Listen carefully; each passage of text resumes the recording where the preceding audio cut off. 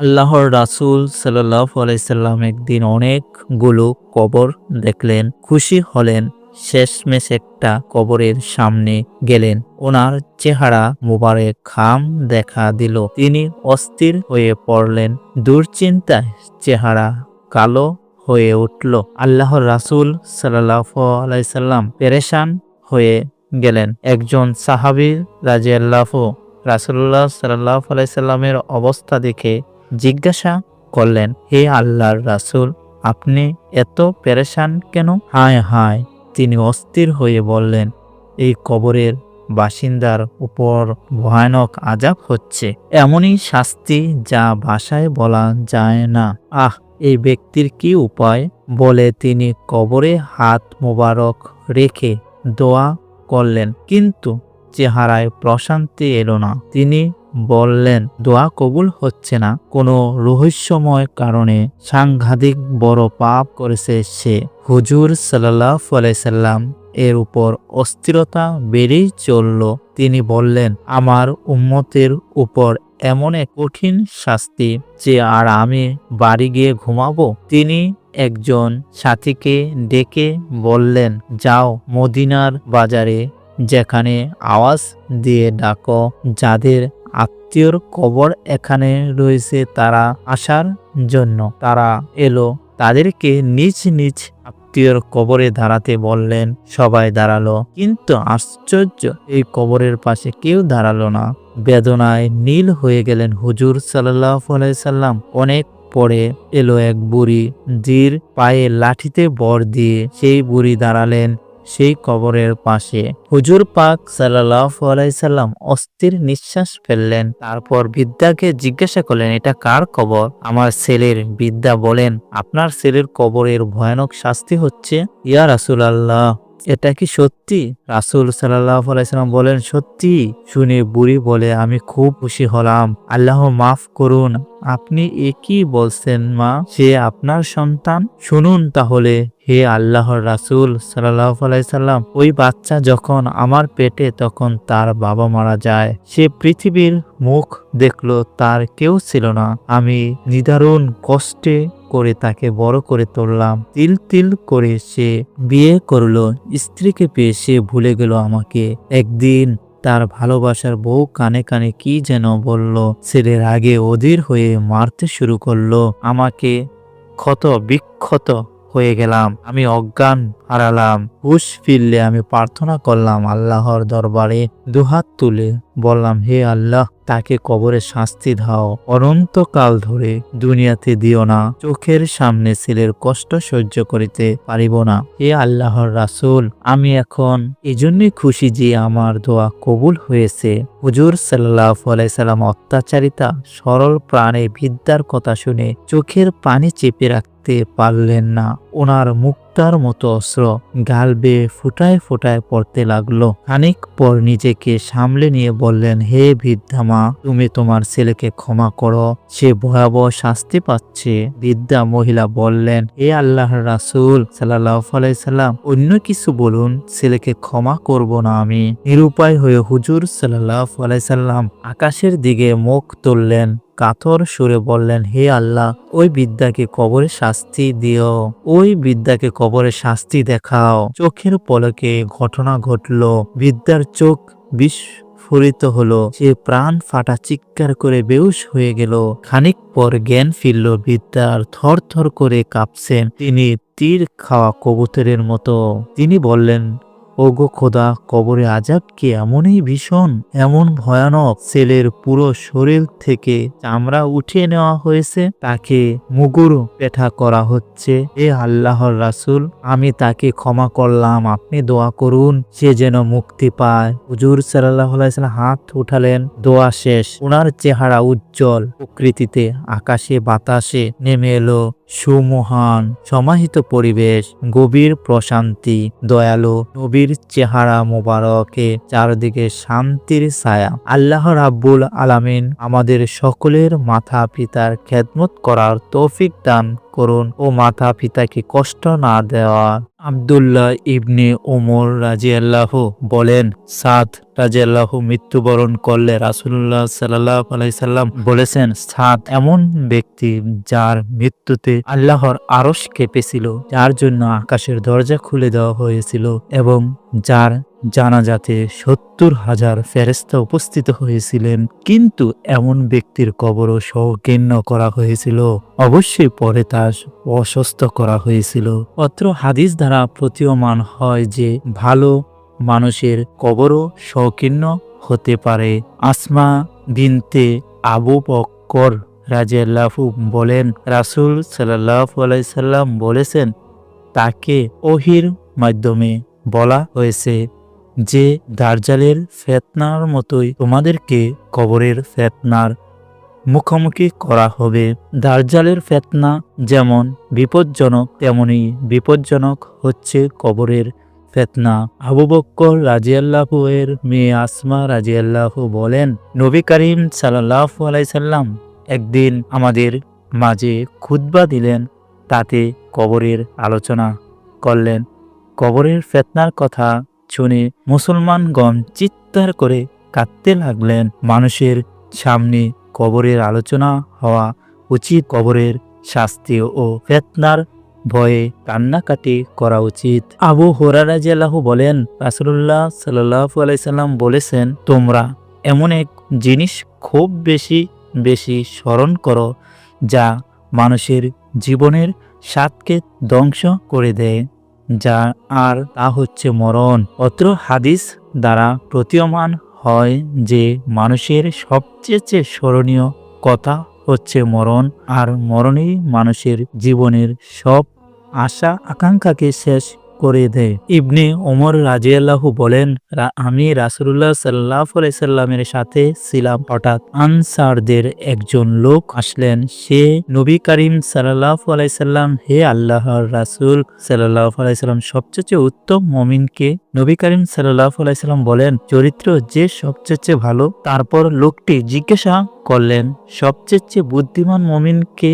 রাসূল সাল্লাল্লাহু আলাইহি সাল্লাম বলেন, যে সবচেয়ে বেশি মরণকে স্মরণ করতে পারে আর মরণের পরবর্তী জীবনের জন্য সবচেয়ে সুন্দর প্রশস্তি গ্রহণ করতে পারে, তারই সবচেয়ে বেশি বুদ্ধিমান। অত্র হাদিস দ্বারা বোঝা যায় যে মরণকে যারা বেশি বেশি স্মরণ করে তারাই বেশি বুদ্ধিমান এবং তারাই পরবর্তী জীবনে বেশি সফলতা অর্জন করতে পারবে। ইবনে আব্বাস রাদিয়াল্লাহু হতে বর্ণিত, তিনি বলেন, নবী করিম সাল্লাল্লাহু আলাইহি সাল্লাম এমন দুটি কবরের পাশ দিয়ে যাচ্ছিলেন যে কবর দুটি শাস্তি হচ্ছিল। তখন তিনি বলেন, কবরে দুটি ব্যক্তির শাস্তি দেওয়া হচ্ছে, অথচ তাদের বড় পাপের জন্য শাস্তি দেওয়া হচ্ছে না। তাদের একজন পেশা থেকে সতর্কতা অবলম্বন করত না, আর অপরজন গোসলখড়ি করে বেড়াত।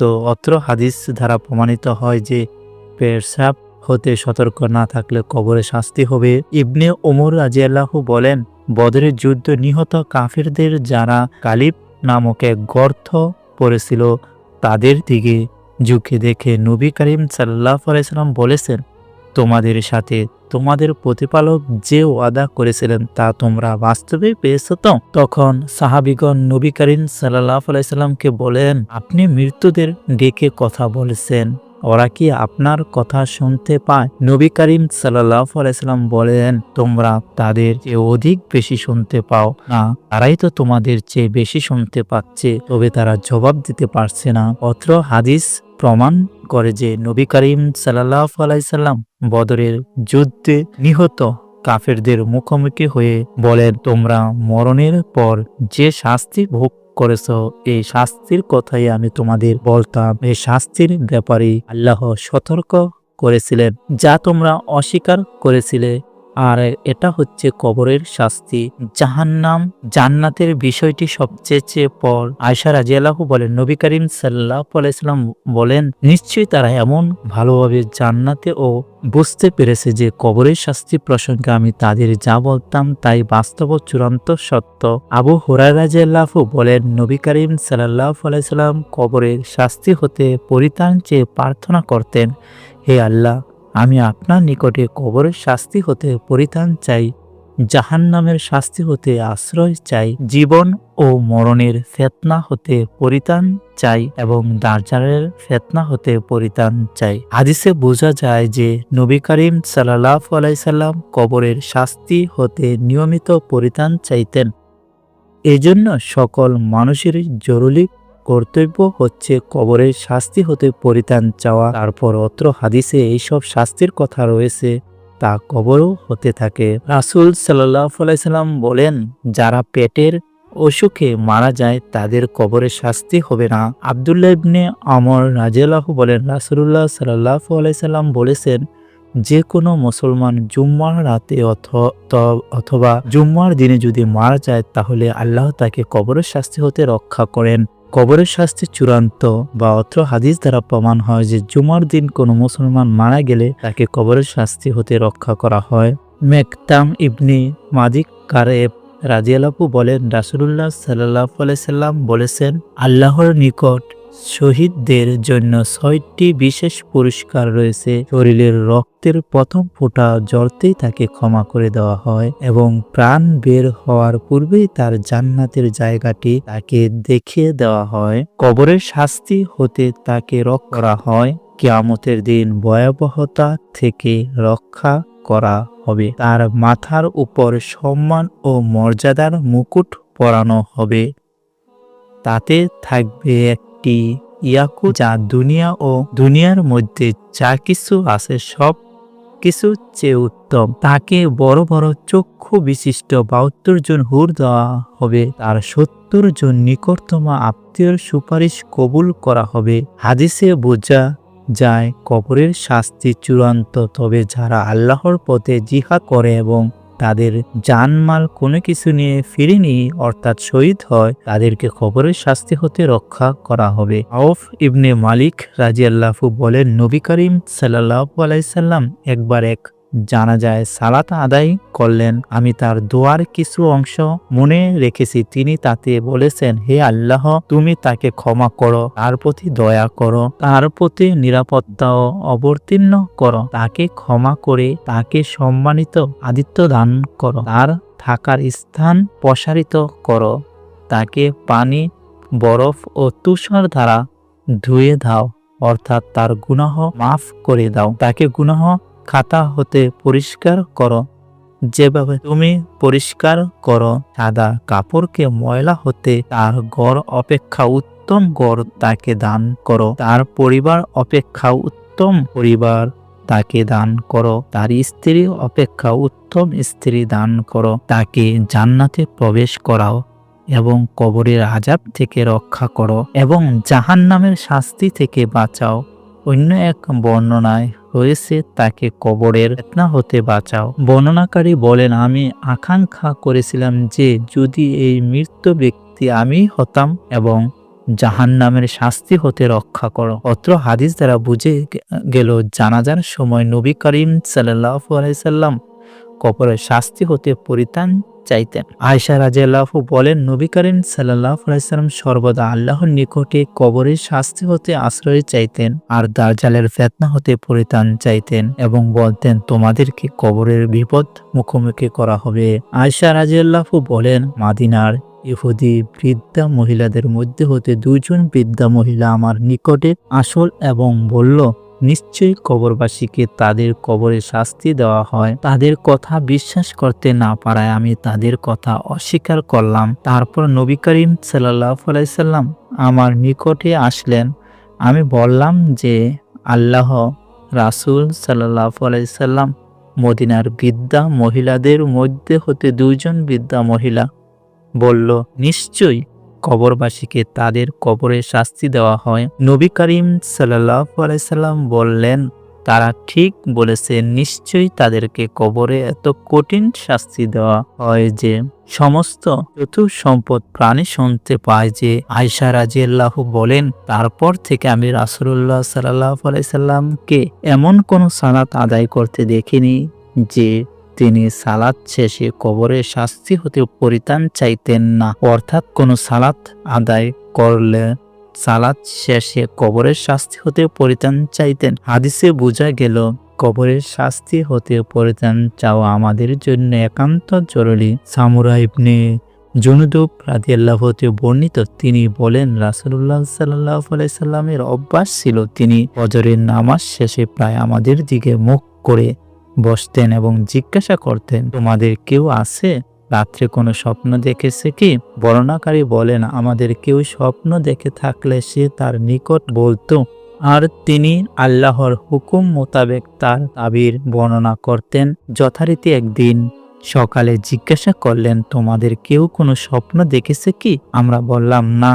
তখন তিনি বললেন, কিন্তু আমি দেখেছি আজ রাত্রি দুই ব্যক্তি আমার নিকটে আসল এবং তারা উভয় আমার হাত ধরে একটি পবিত্র ভূমির দিকে নিয়ে গেল। দেখলাম এক ব্যক্তি বসে আছে আর অপর এক ব্যক্তি লোহার সারসি হাতে দাঁড়ানো। সে তা উক্ত বসা ব্যক্তির গালের ভিতরে ঢুকিয়ে দেয় এবং তা দ্বারা চিরে গন্ধানের পিছন পর্যন্ত নিয়ে যায়, অতঃপর তার দ্বিতীয় গালের সাথে অনুরূপ ব্যবহার করে। প্রথম গালটি ভালো হয়ে যায়, আবার সে পুনরায় তাই করে। আমি জিজ্ঞাসা করলাম, এটা কি? তারা উভয় বলল, সামনে চলুন। সম্মুখের দিকে চললাম। অবশেষে আমরা এমন এক ব্যক্তির কাছে এসে পৌঁছালাম, সে ঘরের উপর চিৎকার হয়ে শুয়ে রয়েছে আর অপর এক ব্যক্তি একখানা ভারী পাথর দিয়ে তার মাথার কাছে দাঁড়িয়ে আছে। সে তার আঘাতে শায়িত ব্যক্তির মাথা চূর্ণ বিচূর্ণ করেছে। যখনই সে পাথরটি নিক্ষেপ করে তা গড়িয়ে দূরে চলে যায়, তখনই সে লোকটি পুনরায় পাথরটি তুলে আনতে যায়। সে ফিরে আসার পূর্বে ওই ব্যক্তির মাথাটি পূর্বের ন্যায় ঠিক হয়ে যায় এবং পুনরায় সে তা দ্বারা তাকে আঘাত করে। আমি জিজ্ঞাসা করলাম, এটা কি? তারা উভয় বলল, সামনে চলুন। আমরা সম্মুখের দিকে অগ্রসর হলাম। অবশেষে একটি গর্তের নিকটে এসে পৌঁছালাম, যা তন্দ্রুর মতো ছিল। তার উপর অংশ ছিল সংকীর্ণ এবং ভিতরের অংশটি ছিল প্রশস্ত। তার তলদেশে আগুন প্রজ্বলিত ছিল। আগুনের লেলিহান শিখা যখন উপরের দিকে উঠত, তখন তার ভিতরে যারা রয়েছে তারাও উপরে উঠতে আসতো এবং উক্ত গর্ত হতে বাহিরে পড়ে যাওয়ার উপক্রম হওয়া। আর যখন অগ্নিশিখা কিছুটা শীতল হতো, তখন তারাও পুনরায় ভিতরের দিকে চলে যেত। তার মধ্যে রয়েছে কতিপয় উলঙ্গ নারী ও পুরুষ। আমি জিজ্ঞাসা করলাম, এটা কি? তারা উভয় বলল, সামনে চলুন। সুতরাং সম্মুখের দিকে অগ্রসর হলাম এবং একটি রক্তের নহরে নিকটে এসে পৌঁছালাম। দেখলাম তার মধ্যস্থলে এক ব্যক্তি দাঁড়িয়ে আছে এবং নহরের তীরে একজন লোক দণ্ডায়মান, আর তার সম্মুখে রয়েছে প্রস্তর খণ্ড। নহরের ভিতরে লোকটি যখন তা থেকে বের হওয়ার উদ্দেশ্য কিনারার দিকে অগ্রসর হতে চায়, তখন তীরে দাঁড়ানো লোকটি ওই লোকটির মুখের উপর লক্ষ্য করে পাথর নিক্ষেপ করে এবং সে লোকটি ওই স্থানে ফিরিয়ে দেওয়া যেখানে সে ছিল। মোট কথা একটি যখনই বাইরে আসার চেষ্টা করে, তখনই তার মুখের উপর পাথর মেরে যেখানে ছিল পুনরায় সেখানে ফিরিয়ে দেয়। আমি জিজ্ঞাসা করলাম, এটা কি? সন্দিক্ষয় বলল, সামনে চলুন। আমরা সম্মুখে অগ্রসর হয়ে শ্যামল সুশোভিত একটি বাগানে পৌঁছালাম।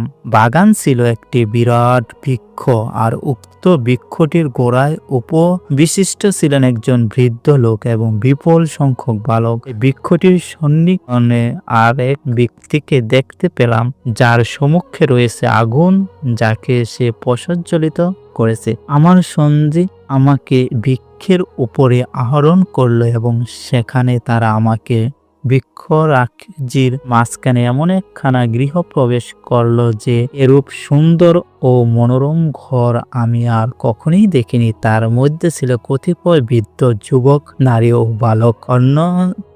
ধারা উভয়ে আমাকে সে ঘর হতে বের করে বৃক্ষের আরো উপরে চড়ালো এবং এমন একখানা গৃহে প্রবেশ করালো, যা প্রথমটি হতে সমাধিক সুন্দর ও উত্তম। তাতেও দেখলাম কতিপয় বৃদ্ধ ও যুবক।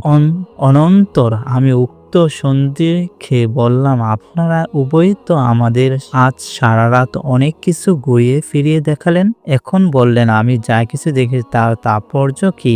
তারা উভয় বলল, হ্যাঁ, এই যে এক ব্যক্তিকে দেখেছেন সারাশি ধারা, যার গাল চিরা হচ্ছে, সে মিথ্যাবাদী, সে মিথ্যা বলতো এবং তার নিকট হতে মিথ্যা রিটানো হতো, এমনকি তাছাড়া দেশে ছড়িয়ে পড়তো। অতঃপর তার সাথে কিয়ামত পর্যন্ত এই আচরণ করা হবে যা আপনি দেখেছেন। আর যে ব্যক্তির মস্তক পাথর মেরে ঘায়েল করতে দেখেছেন, সেই ব্যক্তি আল্লাহ তাআলা যাকে কোরআনের শিক্ষা দিয়েছিলেন, কিন্তু সে কোরআন হতে গাফিল হয়ে রাত্রে ঘুমাতো এবং দিনেও তার নির্দেশ মোতাবেক আমল করত না। সুতরাং তার সাথে কিয়ামত পর্যন্ত আচরণই করা হবে যা আপনি দেখেছেন। আর তন্ত্রে তাদেরকে দেখেছেন, তারা হলো জিনাকারী। আর ওই ব্যক্তি যাকে নহরে দেখেছেন, সে হলো সুদখোর। আর ওই বৃদ্ধ ব্যক্তি যাকে একটি বৃক্ষের গোড়ায় উপবিষ্ট দেখেছেন, তিনি হলেন হযরত ইব্রাহিম আলাইহিস সালাম। তার চতুর্পাশে শিশুরা হলো মানুষের সান্ত্বনা দিয়ে। আর সে লোকটিকে অগ্নিকুণ্ড প্রজ্বলিত করতে দেখলেন, সে হলো দোজখের দারোগা মালিক। আর প্রথম যে আপনি প্রবেশ করেছিলেন তা সর্বধারণ মুমিনদের গৃহ।